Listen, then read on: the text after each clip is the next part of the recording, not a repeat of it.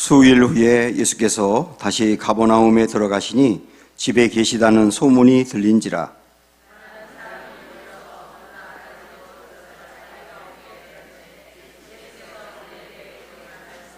사람들이 한 중풍병자를 네 사람에게 메워 가지고 예수께로 올세.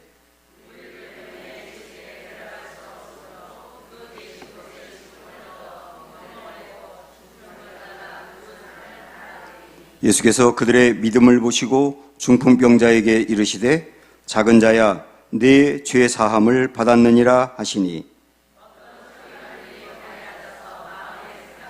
이 사람이 어찌 이렇게 말하는가? 신성모독이로다. 오직 하나님 한 분 외에는 누가 능히 죄를 사하겠느냐?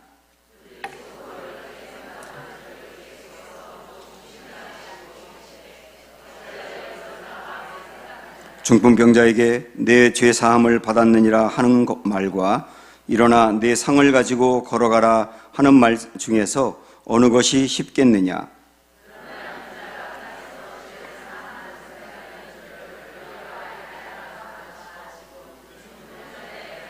내가 내게 이르노니 일어나 네 상을 가지고 집으로 가라 하시니, 그가 일어나 그 상을 가지고 모든 사람 앞에서 나아가는거늘 그들이 다 놀라 하나님께 영광을 돌리며 이르되 우리가 이런 일을 도무지 보지 못하였다 하더라. 아멘. 사랑합니다. 축복합니다. 둘러보시면서 인사하겠습니다. 사랑합니다. 축복합니다. 워낙 유명한 말씀입니다. 중풍병자가 고침을 받는 내용이고, 이 중풍병자 고침받는 것도 유명하지만 지붕을 뚫어서 유명하기도 하죠. 그 유명한 말씀인데요. 먼저 이 중풍병자는 3절에 보면 친구들이 들것으로 메어서 예수님께로 데려왔다 하는 것을 보면 이 사람은 꼼짝할 수 없는 사람입니다. 중풍병으로 쓰러져서 도저히 움직이기도 어려운 그런 사람입니다. 그래서 사실 원문에서는 온몸이 마비된 사람이다 이렇게 표현하고 있거든요. 지금 그런 사람입니다. 제가 이렇게 쭉 말씀을 읽어 나가다가 2절 말씀을 보면서 딱 다가온 게 있었어요. 그 2절 보시면 많은 사람이 모여서 문 앞까지도 들어설 자리가 없게 되었는데 예수께서 그들에게 도를 말씀하시더니, 이렇게 나오거든요. 중풍병자가 예수님을 만나야 되는데, 그런데 예수님께로 갈 수가 없어요. 왜냐하면 너무 많은 사람들이 거기서 예수님을 에워싸고 있기 때문에. 이 말씀을 묵상하면서 지금 중풍병에 걸린 사람이 예수님을 만나서 치유를 받아야 되고 구원을 받아야 되거든요. 그런데 이 사람이 예수님께로 나가는 것을 막고 있는 사람이 예수님을 따르는 사람이더라고요. 다른 사람이 아니고 예수님을 따르는 사람들 때문에 이 사람이 예수님께로 못 가는 거예요. 제가 이 말씀을 이렇게 묵상하면서 마음에 회개가 일어난 게 있습니다. 야, 목사는 예수님을 증거하는 사람이고 누구보다도 예수님을 바짝 따르는 사람이고, 그런데 목사인 제가 어떤 사람을 예수님께로 가까이 오지 못하도록 막은 것은 아닌가, 그런 생각이 드는 겁니다. 저의 목회 때문에 어떤 사람이 주님께로 더 가까이 가지 못하고 주변에서 맴돌고 있지는 않은가, 믿지 않는 사람이 목사인 저 때문에 예수님께로 가는 길이 마음에서 차단돼 버린 것은 아닌가, 이런 생각이 드니까 굉장히 회개가 생기더라고요. 그러나 이런 회개를 하면서 좌절하지 않게 되는 것은 그 다음 말씀이 있기 때문이에요. 이 사람이 예수님을 따르는 사람들 때문에 예수님께로 가까이 가지 못했지만 그렇다고 해서 예수님을 못 만난 게 아니에요. 그 다음 나오는 말씀 우리 읽지 않아도 알죠? 친구들이 이 사람을 들것으로 데리고 왔는데 너무 많은 사람들이 있어서 예수님께로 못 가니까 포기한 게 아니고 지붕 위로 올라가서 지붕을 뜯어내고 들것을 그 뜯어낸 데서 내려가지고 예수님이 계신 방으로 오게 한 겁니다. 물론 이 친구들이 참 놀라운 열정과 사랑이 있다는 것도 놀랍긴 하지만 그러나 예수님께로 가까이 가지 못하는 장애물이 있었는데, 그러나 그 장애물이 있었지만 끝내 이 사람이 예수님께로 오는 것을 막지 못했다는 거예요. 끝내 이 사람이 예수님께로 오고야 말았다는 것. 끝내 주님은 많은 장애물이 있었지만 예수님께로 가까이 올 수 있도록 길을 열어주셨다는 것. 이걸 보면서 제가 정확히 모르겠습니다만은 저 때문에 어떤 사람이 주님께로 더 가까이 가지 못하는 일이 생겼다 하더라도 기도해야 되겠다. 끝내 예수님께로 가까이 가서 예수님 만나는 길이 결국은 열린다는 것. 주님이 그 길을 열어놓으신다는 것. 그래서 소망을 품으면서 기도해야 되겠다. 이런 생각을 갖게 되었어요. 이제 이 사람이 예수님께로 가게 됐습니다. 그런데 예수님이 이 광경을 보시면서 뭐라고 말씀하셨느냐면, 한번 5절 보세요. 5절 다 같이 시작. 예수께서 그들의 믿음을 보시고 중풍병자에게 이르시되 작은 자야 내 죄 사함을 받았느니라. 이 5절의 말씀은 굉장히 많은 것을 궁금하게 하거든요. 먼저 우리 예수님이 내 죄 사함을 받았다 이렇게 말씀하셨는데요. 우리 예수님은 죄 사함을 줄 수 있는 분이세요. 왜냐하면 10절 말씀을 보시면 그러나 인자가 땅에서 죄를 사하는 권세가 있는 줄을 너희로 알게 하려 하노라 이렇게 나오거든요. 우리 예수님은 죄 사함을 줄 수 있는 권세가 있다 하는 것을 예수님의 입으로 말씀하셨어요. 그러면서 그 앞에 뭐라고 얘기했냐면 인자는 이라고 표현하셨습니다. 인자는. 여기서 인자라고 하는 말, 이 마가복음에 특별히 인자라는 표현이 많이 나오는데, 인자라고 하는 말은 한문으로 보면 사람의 아들인데, 그렇다고 해서 인자가 그냥 사람의 아들을 의미하는 게 아니에요. 그렇다고 뭐 하나님의 아들 뭐 그런 단순한 의미도 아니고, 여기서 말하는 인자는 제가 읽지 않겠지만은 다니엘서 7장에 보면 이런 말씀이 있어요. 인자 같은 이가 이렇게 표현하면서 인자 같은 이는 권세와 영광과 능력을 갖고 세상을 통치한다. 이런 말씀이 나오는데 그 인자라고 하는 표현은 인자 같은 이라고 표현한 것을 보면 사람의 모양을 입고 있는데 하나님이시라는 뜻이거든요. 사람의 모양을 입고 있는데 하나님이시다. 그래서 복음서에서도 예수님이 스스로 당신을 인자라고 표현할 때는 두 가지 의미가 있는 거예요. 나 사람이야. 그런데 나 하나님이야. 그 두 가지 의미가 포함된 게 인자라는 말이에요. 예수님도 여기서 말씀하시는 거예요. 나 봐, 나 사람이잖아. 그러나 나는 본질이 하나님이야. 하나님이 죄 사할 수 있는 권세가 있는 것 당연하지 않느냐? 이런 말씀을 하신 거거든요. 그러면서 죄 사함을 권세를 갖고 죄를 사했는데, 여기 이 말씀에 보면 친구들의 믿음을 보시고, 그들의 믿음은 친구들의 믿음이거든요. 친구들의 믿음을 보시고 이 중풍병자의 죄를 사하셨다. 이렇게 나와요. 여러분 이상하지 않으세요? 네? 궁금하지 않으세요? 이 말씀이?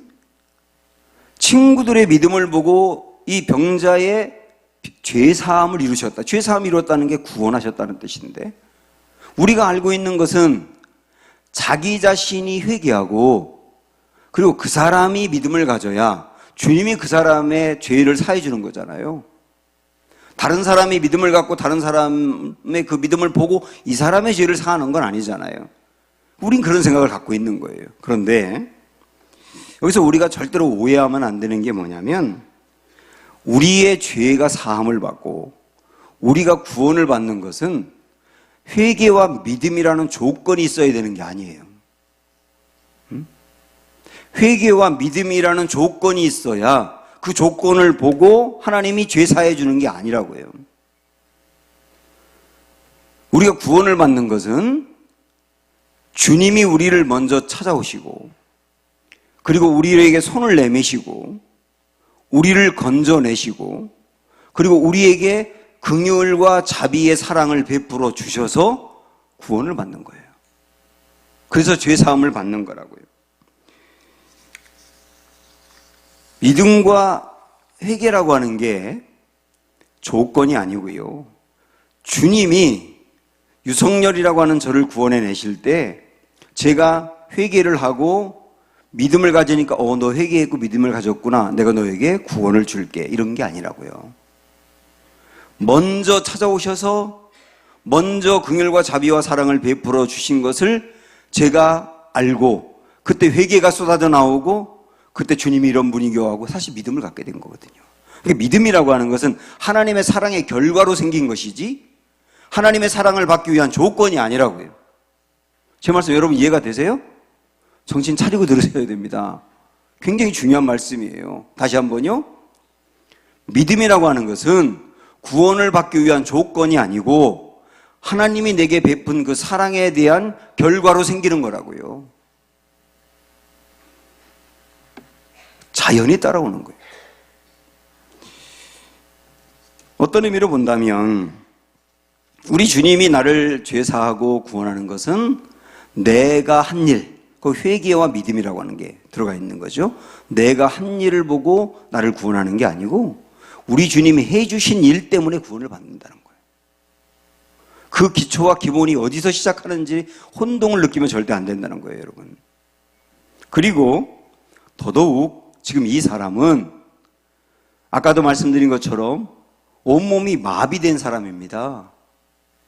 어쩌면 이 사람은 의식은 있겠으나 말로 표현도 못하고 우리 중풍병으로 넘어지는 사람들 보면 그런 분들이 많지 않습니까?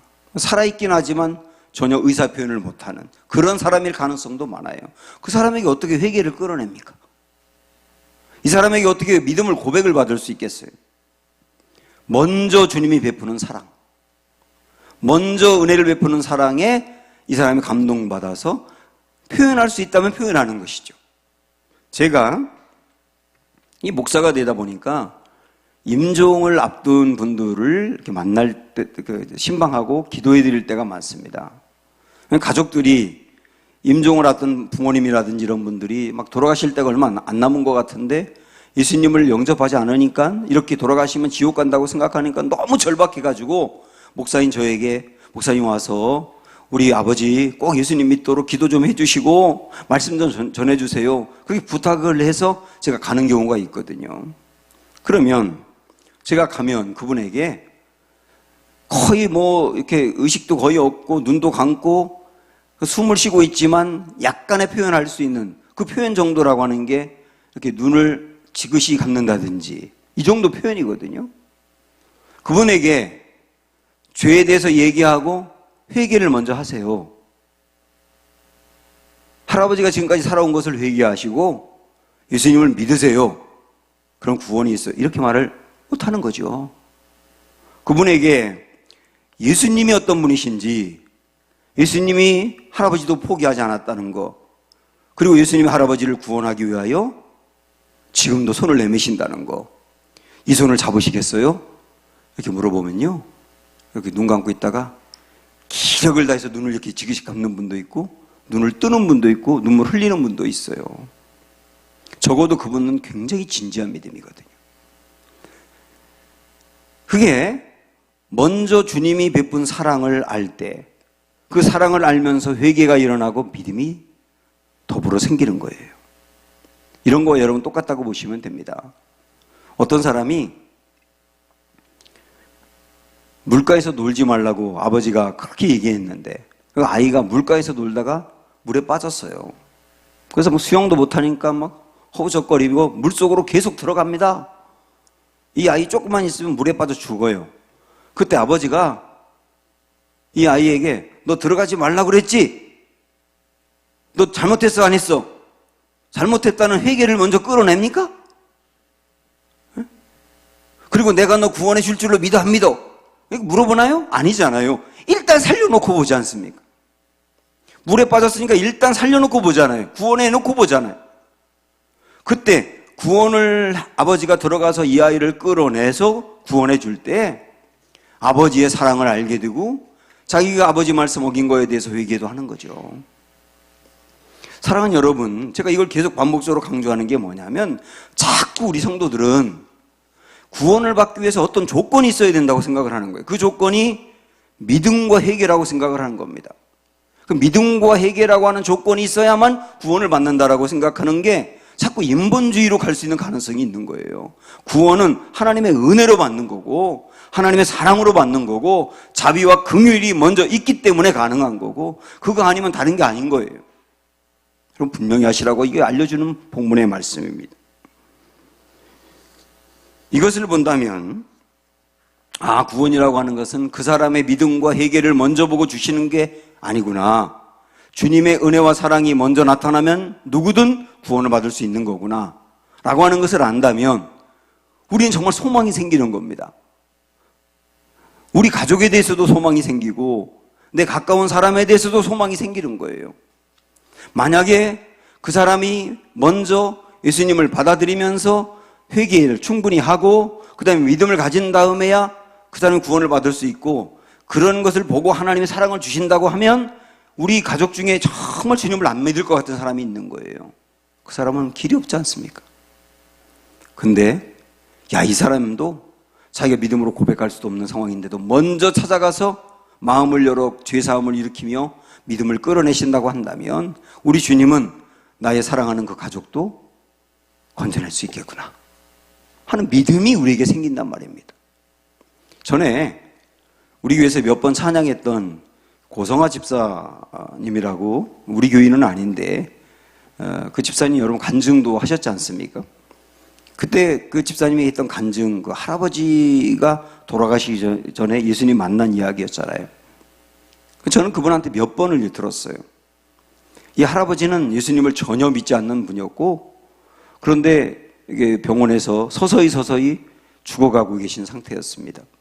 고성아 집사님이 교통사고를 당해가지고 자기도 입원을 한 상태였는데 입원에 누워있으면서 불현듯 드는 생각이 뭐냐면 우리 할아버지가 예수님을 전혀 모르는데 이렇게 돌아가시겠다 이런 생각이 들어가지고 너무 깜짝 놀래가지고 그 입원한 상태에서 자기 몸도 움직이기 어려운데도 택시를 타고 할아버지 계신 병원으로 가서 할아버지에게 말씀을 전하고 예수님 믿으라고 권면하고 계속 그런 거예요. 그런데 나중에 이 할아버지에게 예수님을 증거하고 예수님이 할아버지 사랑한다고 얘기할 때 이 할아버지가 정말 마음을 열어가지고 예수님을 영접을 한 겁니다. 이때도 할아버지가 어떤 충분한 회개를 했다든지 그런 게 아니었어요. 그리고 할아버지가 예수님을 믿을 가능성이 대단히 희박한 분이었습니다. 그러나 계속 복음을 전할 때 이 할아버지가 끝내 마음이 열리면서 예수님을 받아들였거든요. 받아들이면서 눈물도 흘리고 그리고 고백도 하고 회개도 하고 그럼 결국 천국 백성 돼서 돌아가셨거든요. 사랑하는 여러분, 내가 한 일 때문에 구원을 받는다고 한다면 그 한 일 안에 물론 회개와 믿음이 들어가는데요. 그렇다고 한다면 우리 주변에 죽었다 깨어나도 구원 못 받을 것 같은 사람이 있지만 그러나 내가 한 일 때문이 아니라 주님이 베푼 사랑과 은혜 그것이 기초가 되어서 구원받는다고 한다면 우리가 누구를 포기할 수 있겠습니까? 누구에게든 말씀을 전해야 되는 거고 그 말씀을 전할 때 성령님이 그 말씀을 듣는 순간 역사하신다면 그 마음을 열어서 주님을 받아들이게 하지 않겠느냐. 이 소망을 가지시기를 축원합니다. 이 소망이 있어야 되잖아요. 이 소망이 내가 내 가족을 어떻게 한다라고 생각하니까 절망이 생기는 거지만 내가 하는 게 아니라 주님이 하신다고 생각할 때는 길이 열리고 소망이 보이지 않습니까? 우리 그거 붙들고 가는 사람이란 말입니다. 우리 주님은 이 중풍병자를 구원해 내셨는데요. 여기서 또 하나 이제 의문을 갖는 게 뭐냐면 분명히 이 친구들 4명이 이 사람을 들것으로 내려가지고 예수님께로 이렇게 인도한 것은 중풍병 고쳐달라는 의미였어요.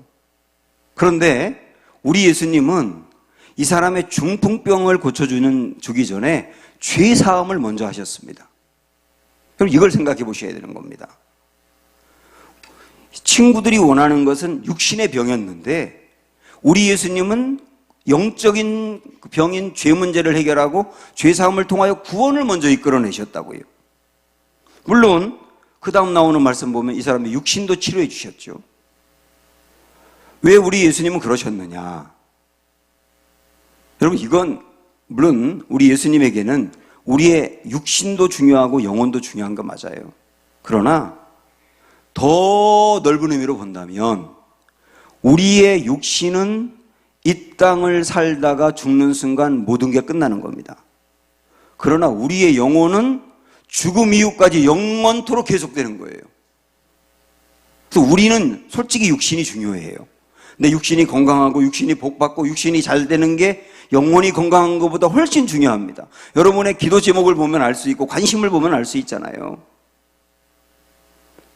그래서 내 영혼이 강건한 거, 이런 것이 내 육체가 건강한 것보다 중요하다, 이렇게 생각하는 사람이 별로 없거든요. 그러나 우리 예수님은 우리의 육신보다 사실은 영혼이 더 중요한 거예요. 그래서 어떤 경우는 말입니다, 육신의 문제가 해결되었어요. 육신의 질병을 고침받았다든지 그 사람이 안고 있는 개인적인 문제가 해결받았어요. 그런데 육신의 문제가 해결받았는데 영적으로는 더 퇴보할 수가 있어요. 어떤 육신의 문제를 가지고 그것을 위해서 집중적으로 기도할 때 그 문제가 해결되면 얼마나 감사하겠습니까? 그런데 그 문제가 해결되는 순간 절박함이 떨어져 버리거든요. 그러면서 기도를 하지 않아도 되는 상황이 되는 거예요. 그러면 서서히 이 사람의 영혼이 오히려 뜨겁게 뭔가 문제를 위해서 기도할 때보다 쭉 가라앉는 거예요. 우리 주님은 그래서 이 사람이 죄 사함을 받지 못하고 구원받지 못한 상태로 육신의 병만 치료받았을 때 이 사람이 또 어떤 죄에 빠지게 될지, 그리고 이 사람이 더 오히려 건강한 몸으로 하나님에게서 벗어나 살지 우리 주님이 보시는 거예요. 그래서 이 사람의 영혼의 문제를 먼저 해결하시는 거예요. 제가 지난번 우리 특세할 때 그 주기도문 말씀을 드리면서 여러분 기억나실 겁니다. 일용할 양식을 주시옵고 라고 하는 대목에서 그 일용할 양식이라고 하는 것, 그거를 제가 설명해 드리면서 무슨 말씀을 드렸느냐면 우리의 일용한 양식 뿐만 아니라 우리의 일용할 모든 것의 필요들을 아시는 분은 하나님이시다. 하나님이 내 필요를 가장 정확히 아신다. 그런데 내게 영혼의 건강을 위해서 어떤 경우는 그 사람이 물질이 너무 많으면 죄에 빠지는 스타일이에요. 그럼 그 사람은 하나님이 물질을 조절하시는 게 우리의 필요를 위해서 채워주시는 겁니다. 어떤 사람은 물질이 너무 부족할 때 늘 좌절에 빠져가지고 신앙이고 뭐고 다 그냥 넘어져 버려요. 그런 사람은 그 필요가 무엇인지, 이 영혼의 건강을 위해서 어떻게 있어야 될지 하나님이 아신다고요. 우리의 영혼의 건강을 위해서 우리가 어떤 게 좋은지를 아시는 분이 주님이시라고요. 그래서 채워주시는 겁니다. 모든 사람이 똑같지가 않은 거예요.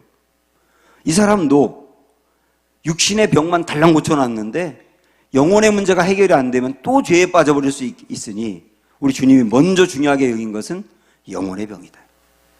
영혼의 병이다.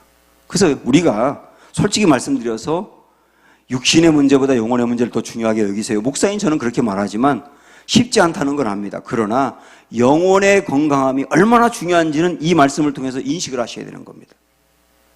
그래서 육신이 다 채워진다고 그 한없이 좋은 것이 아니고 내 영혼이 더불어 건강한가를 보실 수 있어야 된다는 거예요. 자, 하여튼 이 사람의 그 영혼의 문제, 죄사함을 우리 주님이 이루시고 그 다음에 나서 그 다음에 치유를 해주셨습니다. 이 사람의 육신의 병인 중풍병을 치유해 주셨어요. 11절 12절 보시면 읽어볼까요? 시작. 내가 내게 이르노니 일어나 내 상을 가지고 집으로 가라 하시니 그가 일어나 그 상을 가지고 모든 사람 앞에서 나가거늘 그들이 다 놀라 하나님께 영광을 돌리며 이르되 우리가 이런 일을 도무지 보지 못하였다 하더라. 이 사람의 육신의 병을 그당 고쳐주시는 거예요.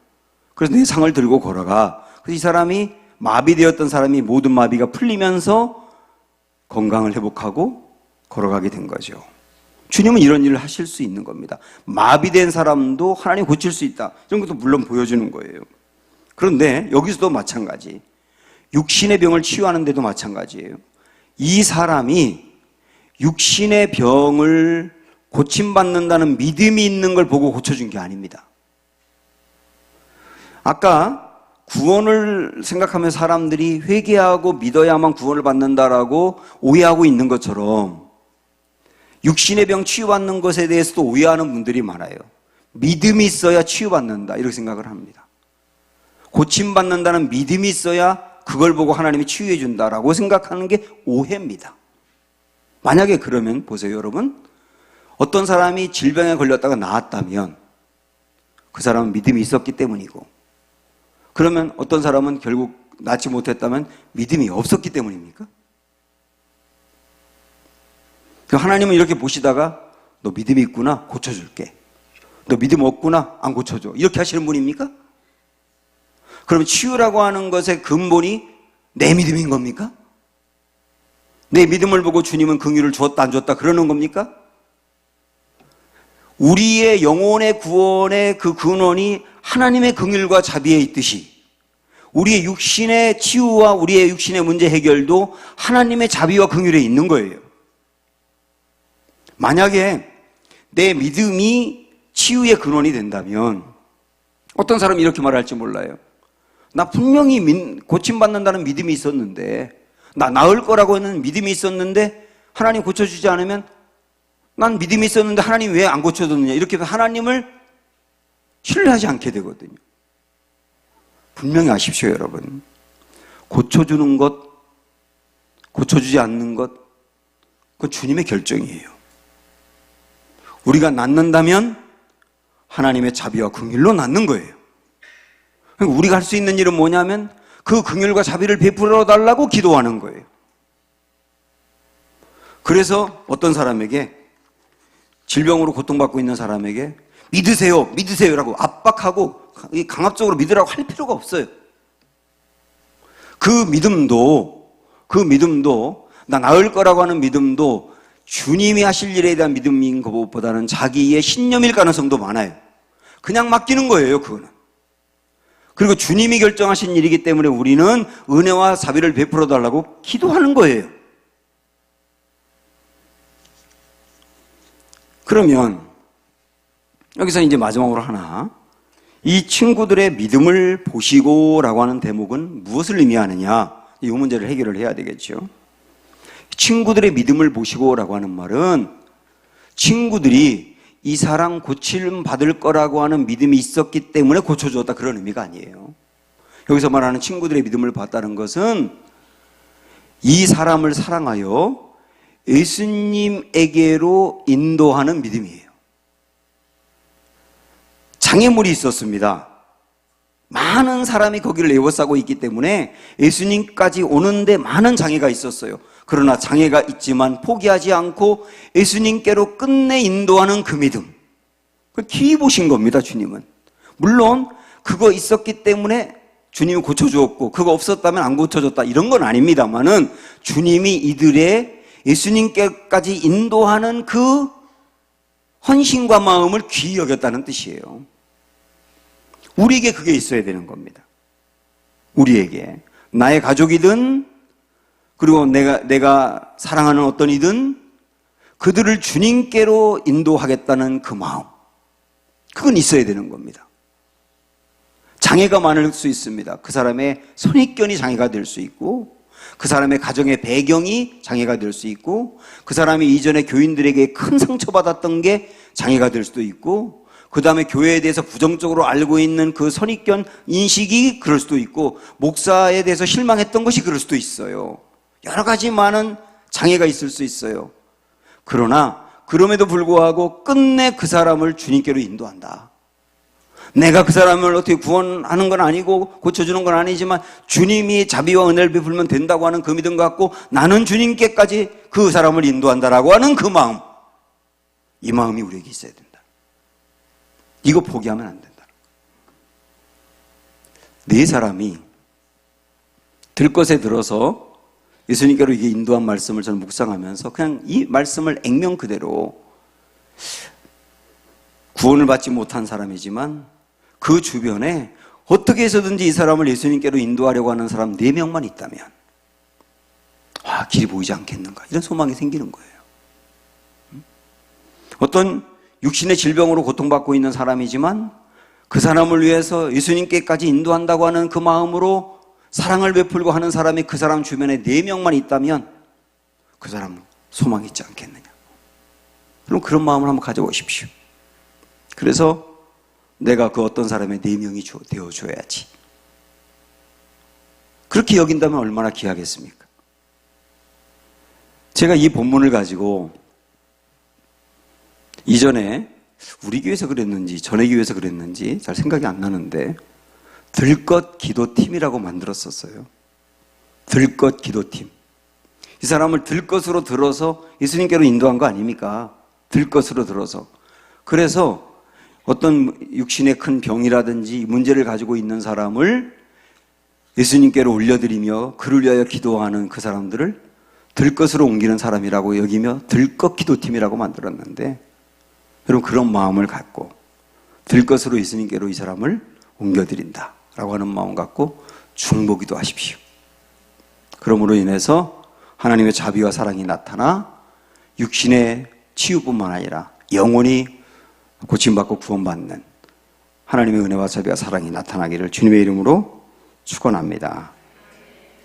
오늘 우리 찬양하겠는데 이게 굉장히 좋은 찬양인데 여러분 잘 불러주셔야 됩니다. 예수 피밖에 없네.